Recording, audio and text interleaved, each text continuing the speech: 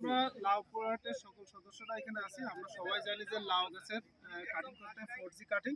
তা আমরা আজকে 2G কাটিং করব, যেটা হলো প্রথম জেনারেশনের পরে যে কাটিংটা করলে দুটা মানে যে ডালগুলো বেরোবে বা যে কুশগুলো বেরোবে সেগুলো পরবর্তীতে যখন কাটবে তখন আমরা 3G কাটিং করবো। এর উদ্দেশ্য কি?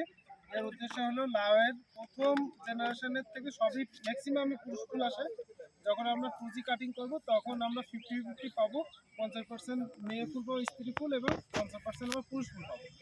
পরবর্তীতে যখন আবারও কাটিং করা হবে তখন পুরুষ ফুলের যে 50% এর অর্ধেক মনে করেন স্ত্রী ফুলে কনভার্ট হবে। তখন কি হবে, যদি 50-এর অর্ধেক হয় তখন মেয়ে ফুল হবে 75 এবং পুরুষ ফুল হবে 25। এইভাবে আমরা তৃতীয়বার যখন আবার কাটিং করবো সেটা 4G হবে, সেটা হবে ওই 25-এর যে আবার অর্ধেক করতে হবে, তখন ওখান থেকে 12.5 তখন মেয়েটে কনভার্ট হবে স্ত্রী ফুলে। তখন কি হবে, এখানে 12 এবং 75 যোগ করলে আমার হচ্ছে 87.5% আমার স্ত্রী ফুল পাবো একটা গাছে। কিন্তু একটা বিষয় খেয়াল রাখতে হবে, যখনই কাটিং করব তখন এই যে 2G কাটিং এর একটা ডাল আমরা রেখে দেবো। কারণ কি, যদি ওই গাছে পুরুষ ফুল না আসে তাহলে কিন্তু পরাগায়ন হবে না, লাভ হবে না। এটা একটা গুরুত্বপূর্ণ বিষয়। এখন কাটিং আমরা কিভাবে করব?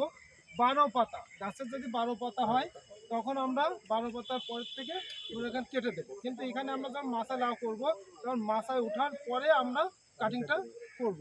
তখন আমরা কি করব, কাটিং করার জন্য প্রথমে আপনার একটা ধারালো ছুরি লাগবে এবং আপনার মনে করেন জীবাণুনাশক হিসাবে আমরা হলুদের গুঁড়া রাখছি, কারণ যেন ব্যাকটেরিয়া এবং ছত্রাক যেন গাছে না ঢোকে।